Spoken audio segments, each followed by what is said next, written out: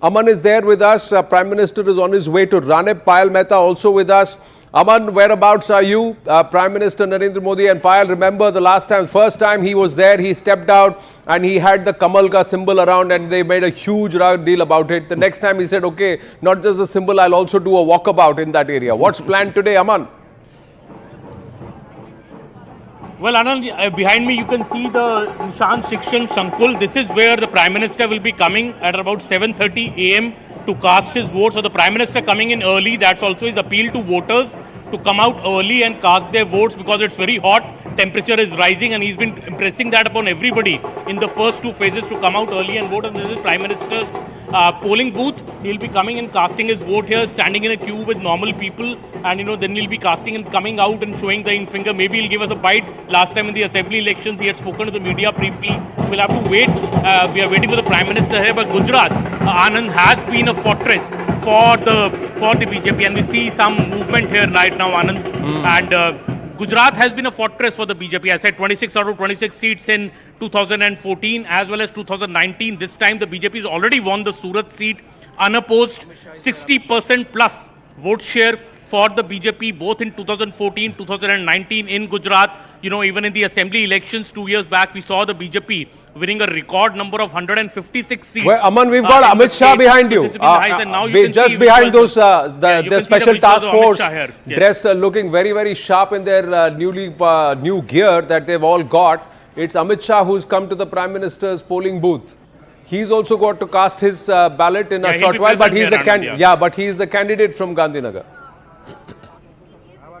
Yes, this is the seat of Mr. Amit Shah. He's here and he's here to review the preparation before the Prime Minister comes, and the Amit Shah will be casting his vote a short distance away from here at around 9:30 a.m. But Amit Shah here to review the preparations ahead of the Prime Minister visit. The Prime Minister is expected in the next 5 to 10 minutes.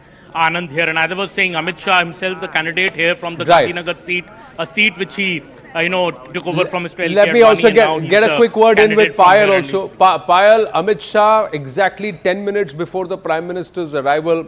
How does this happen like clockwork between the PM and the HM? Well, the Home Minister is here. He's seeking the mandate from the public, and because he's a contestant from Gandhinagar, a neighbouring constituency from there, but his vote is going to be essentially in Ahmedabad. Naranpura, where Amit Shah has voted from 1989 onwards as well. He, of course, is overseeing the preparation. I remember very distinctly Amit Shah was also here, Anand. Yes. In the last Lok Sabha election, when the Prime Minister came out to vote, there you see, and I can actually ask my camera person to show you, that there you see crowds cheering, people clicking pictures while Amit Shah waves out to them. And last time around it was very interesting visuals. While the Prime Minister was waiting for his turn to vote, he was seen playing with Amit Shah's elder grandchild. So that is something also which we have seen Amit Shah over there shaking hands with a young kid over there. Of course, I don't really know what that conversation really is, but Amit Shah actually has a very, very good connect with kids as well, which is something which is not known about him, which is not something which is not been part of his personality, which is there very much there in the public domain. But that is Amit Shah waving out to the crowd, waving out to the public. He, of course, is there for the Prime Minister to come out and vote. In a bit from now, it is Amit Shah's big day today. He, of course, will be seeking the mandate from the people, and importantly, Anand, he's seeking a huge mandate this time around. He's seeking to get a lead of at least 10 lakhs is what we are given to understand from sources close to his office as well. So a big day for Gujarat, big day for Prime Minister Narendra Modi, big day for Amit Shah, big day for Gujarat, given the fact that the top two leaders of the party, the top two leaders of the government both hail from Gujarat, while the Prime Minister comes out to do his duty as a citizen of the country. Amit Shah is obviously hoping and that more and more people will come out and vote for him. And of course, this is his second term as a Lok Sabha MP that he's seeking. The other aspect is the sartorial choice is also something which one needs to keep an eye on, Aman, because this time around, Bhagwa is being very proudly and openly flaunted. The Prime Minister also, we spotted him in the car as I think wearing a saffron jacket this time around. Amit Shah has got the flag and the entire saffron gamcha around his shoulder. That's the BJP. Also, it's got the BJP and the Prime Minister's face on the one side. But this is something which is very, very obvious this time around.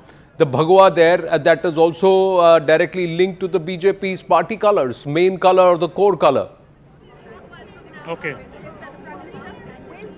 Yes, Anand, definitely. And this is something that if you go around in Ahmedabad, as I've been in the last 2 days, you can see the saffron imprint here very, very prominently. And you see the Home Minister Amit Shah also, wearing this saffron gamcha around his neck. We'll see the Prime Minister also shortly, and we'll see what he's wearing. But, this is the BJP's fortress, Anand. There is no doubt about it. You move around anywhere to speak to people, the limited people we could speak to yesterday in Ahmedabad, people are very, very clear that they are voting for Narendra Modi. They are voting to make him the Prime Minister for the third time. He is the son of the soil, and clearly the vote is for Mr. Modi, and that is a factor which matters. In the assembly elections, that showed that when BJP, people thought that the BJP was on a back foot after the 2017 assembly election when BJP had dropped to about 99 seats. BJP made a roaring comeback, and that was also on the back of the Prime Minister's very, very strong campaign in the last assembly elections 2 years back when the BJP notched up a record margin of 156 seats in the Gujarat assembly. And now we see the Home Minister and the Prime Minister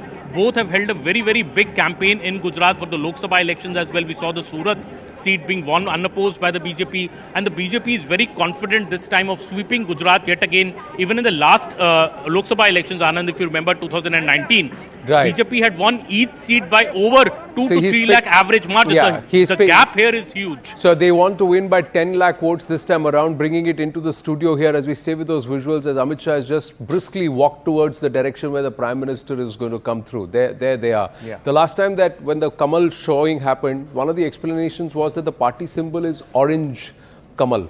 But the Prime Minister had shown a lotus which is white. So it cannot be directly. So these loopholes, plugging in the loopholes, certain level of gamesmanship, one has to admit that the BJP has tried to become a past master as far as this gamesmanship is concerned. Just push the ante to the line where you just on the borderline. That's a very good point, Anand, because remember the stakes are very high. The stakes are very high, and this phase is critical. Let me tell you, to use a phrase that was popularized by Rahul Gandhi, escape velocity. If the BJP wants escape velocity, it must not just do as well, but perhaps even look to improve. Remember, in this particular phase, the India alliance as a whole has only 10 seats to defend. It's very weak. You're talking about Gujarat. BJP, yes, is favourite in Gujarat. It's not as if it doesn't have its problems. There is a little bit of a Rajput backlash. Yeah, that Purushottam Rupala has not covered himself in glory. Absolutely. He's in contention. A large today. number of the MPs were not repeated from last time. So 14 of them, more than half of them would drop. Absolutely. So here there is anti-incumbency also. I'm not saying that that's going to sort of change equation. The BJP is expecting those 26. And look, the Prime Minister is from Gujarat. Yep. It's about his Asmita. It's about Gujarati pride. Lot of other factors. So I don't think that'll be a problem. But, just trying to tell you that even in Gujarat, there is a bit of anti-incumbency. Remember, the Congress still has around 25 or 30% of the vote, I think, in Gujarat. It's not exactly a completely dead duck, kind of enterprise. But if, Zaka, let's be honest, there are two states here which will be the key for the BJP. One is Maharashtra and one is Karnataka. And that Lingayat belt, I think, is proving to be an enigma for the BJP. We've had the Prajwal tapes. We've had a lot of other stuff going